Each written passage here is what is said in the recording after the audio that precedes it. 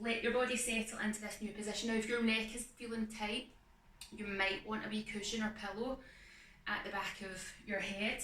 If when you lie down you find that your chin is pointing up to the ceiling, pillow is going to be perfect here to help hold your head in alignment. Especially if you find you can't get your shoulder blades to reach down to the floor. So creating a bit of space there is invaluable. So as we rest down, can we get our skull at an angle so that the chin is not pointing to the ceiling? We either want it pointing at the wall ahead or towards your thighs. The back of the neck should be long and your airways should be open. The chest is open, shoulder blades coming down into the floor with your ribs tucked in. Your ha breath as though you're steaming up a mirror or a giggle are good here to help get that knitting in of the rib cage, where you can then engage the abdominal muscles to help support and hold the ribs in place. Then let's bring our pelvis into a neutral-ish position. Your knees and feet are about hip width apart, but if you're using a band around your thighs or a ball or cushion between your thighs, your feet might be slightly wider or slightly narrower depending on what you need for the equipment you're using. What is more important is that you find your tripod points. So find the heel, find the ball at the big toe, find the ball at the little toe, and then can you have your toes spread and long, and then can you get your active arches? So can we get that sense of lifting up through the arches of the feet to stimulate the legs, the pelvic floor, the backside, the abdomen, the upper back. If any muscles feel like they're going to cramp as you do this, you might need to slightly adjust your feet away or bring them a bit closer in depending on what you're needing. Now from here, take an inhale. As we're exhaling, we're thinking activation from the soles of the feet up. We're going to tilt the pelvis to press the lower back into the floor. Engage the backside as we lift the backside, then the spine away from the floor. Rolling up just as high as feels okay for you today. So we think, can you keep the tailbone tucked under? If you're losing that tuck, stay lower. Does this feel okay for your spine? Are you suffocating yourself at the top? If you are, stay a little bit lower. Is your chin closer to your chest at the top of the movement? So if your chin has pulled away, adjust the skull back into position. Can we press the feet and the shoulder blades in to create more muscle activation? Make this a stronger move for you. Inhaling at the top, exhaling, rolling back down. So that tailbone stays tucked as the spine goes long as we place it onto the floor, all the way until your hips come down. Inhaling at the bottom, exhale, tilt, roll up. So really staying focused from start to finish with this movement. Notice where your mind starts to float off into maybe other things that you're up to today, any worries that you've got going on in life. Can you forget all of that and just pay attention to the movements? Let's make this a really mindful and intentional practice.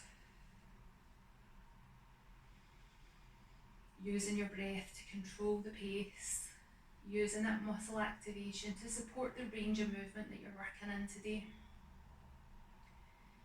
Now you can maintain this straight up, straight down with the breath. Or if you want to start to challenge the muscles in the legs a little bit more, challenge the muscles in the abdomen a little bit more, we can start to, at the top, maybe come onto a single leg. Now if you've got a ball between your legs, you're just going to be able to straighten the leg out and place it back down. If you've got no ball there, or you've got your band around your leg, then you might be able to extend out and lower the leg down, just check that the hips stay level, or move the foot out to the side. So do one to each side, then bring the hips all the way back down, whatever you're doing, bringing that up. Now the leg part is an option. If that doesn't feel right for you today, or your hips just keep dropping down and you can't get that control, then stay keeping your feet on the floor and really focus on getting that controlled movement up and down. Now you might want to keep both feet on the floor but get a little bit of upper body activation in here, so you could take your small hand weights, bring your elbows out in line with the shoulders with your knuckles pointing to the ceiling. As your hips are coming up, You could be pressing those weights up towards the ceiling. And then as your hips are coming back down, pressing those shoulder blades into the floor as you bend the elbows, lowering the upper arms back to the floor. So slow and controlled with that movement. Keep pressing those shoulder blades down. Helps get the muscle activation. And if you are feeling super balanced, so when we bring the arms up, we're taking away the stabilisation of the arms. If you were feeling super balanced and you wanted to pause at the top, I don't know if I'm going to be able to do this, come out onto single leg. Oh, there you go. You could add that in at the top if you wanted.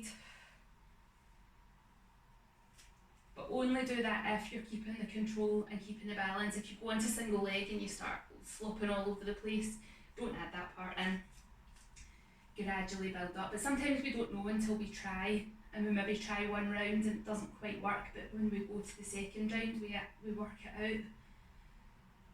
But if it's not working for you today,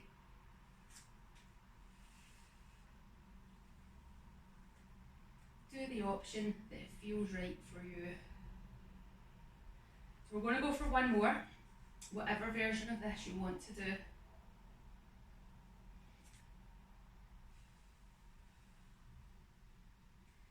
Make it your best one.